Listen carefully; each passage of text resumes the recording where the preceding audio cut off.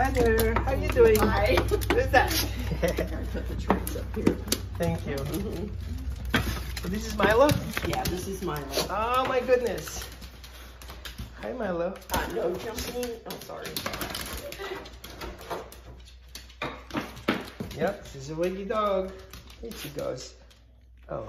He's just really sweet dog with a really great personality. So what happens? Why am I here? Well, he has a few issues, but the biggest one is the separation anxiety. I think I told you, he was a rescue. Okay. They think about a year and a half, 18 months. I don't know his past. He was a stray. He was extremely skinny. He had scars on him. So in my mind, I'm thinking maybe he was used as a bait dog. Yeah. Because he's half pit bull or I think staffy, but he was fine at first. We took him in the car with our other dog who was half Basset, half Spaniel, super mellow dog. Right. And he's very food driven. That's one thing. Okay. So what I'm testing now is basically testing his troubleshooting skills. His what skills? His troubleshooting skills and how he thinks through a process. So what I do is I give him an option. I have 2 treats and he has to pick which one he wants. And if he checks in with me, he gets both. Here you go. He doesn't know what to do. Yeah. So obviously he figured out that, you know, if you don't find a solution, maybe ask people, they kind of help you out here. Okay. So that's good. It's a good signal. We can get very far with that. We're going to repeat that. And you can also watch his body language and his ears and everything that gives us information. Also, he's lifting his leg. You see, he's put his head like weird.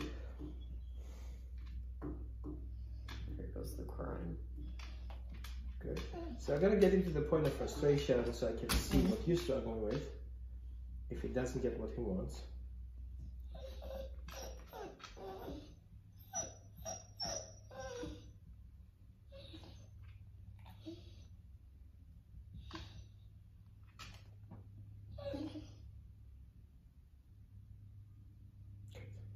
See how he will stare you right in the eye? Isn't that unusual? Yeah, for he a wants dog? to tell me what to do. Okay, well, I was gonna say I thought that was usually with dogs. Like I've read. Yeah. Like I've had dogs my whole life. I've never had one that would stare me straight in the eye. They'll go away. Right. They'll turn away. Yeah, you know, we misinterpret sometimes. We make conclusions about wolves that were studied in captivity. And they have nothing to do with dogs that we have in the house. And then we make the assumption, just because we studied 3 wolves in captivity, we can make an assumption about the rest of 800 million dogs. It's not working with you that way. Yeah. And on the other hand, each dog is an individual. Each dog has his environmental experience from his environment. Plus, he has his breed traits. All these things together makes like a 13-digit code. Yeah. Each one can be different. That makes total sense. However, a dog who hasn't been dog socialized and doesn't have these social cues, he has like a human view. Oh my God, he's so cute, and we stare at this other. He believes that's what we do. Yeah. But some dogs take it wrong way because it's human language, is not dog language, and he ends up in trouble. Yeah. So I don't think he's really as bad as he seems to be. Okay. Okay. More likely he's coming from an angle. He's using the wrong language in the wrong time, in the wrong place, and he gets in trouble. Well, what's interesting is, you know, our dog, we had to put him down like in April, almost a year ago. He was 13 years old. Yeah. And that dog didn't love other dogs, but he didn't care. If he was around other dogs, he would just bark, and, you know, the beagle, or not the beagle, the Basset, the hound. Right. He would bark and bark and bark and bark. And when he was in the shelter, he was fine with all the other dogs around him, so I didn't think that's different. Yeah. Right. And so they met with my dog, and they pretty much ignored each other. Yeah. And then when we brought him home, he adored our other dog. Yeah, like because he showed him the cues. Yeah, exactly. So he knows how to build relationships, but not as good as he should. Yeah. So I have a fake dog in the car. Okay. I shouldn't have told you that, but it's a big dog. Okay. And her name is Sandy. Okay. Okay. She has been through a lot. So I'm gonna be on the street, and I would like you to come up with him as you would go for a walk.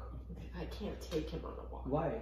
Because I used to walk my other dog every day, and I started out trying to take them both, and at first he was kind of okay. Like, he was unsure still of his environment, I think. And then now, if he hears, I mean, even if we're in the car, and he senses a car in a different car, we're in our store, if a dog walks in front, he starts going crazy, screaming, like he screams, good. Like he sounds like let's do that a little bit. I want to see that a little bit. I want to see the Okay. whole concept, what you guys struggling with, and Okay. work on that. And I hate that I can't walk him. We hate it because we would like to why walk I'm him here. every day. I think dogs need that. That's what you do. You have no clue what you do, right? I think put his collar on and find a leash. Good. Because Okay. I don't use I'll be outside and I will be ready for you whenever you open the door. I assume you're ready to go.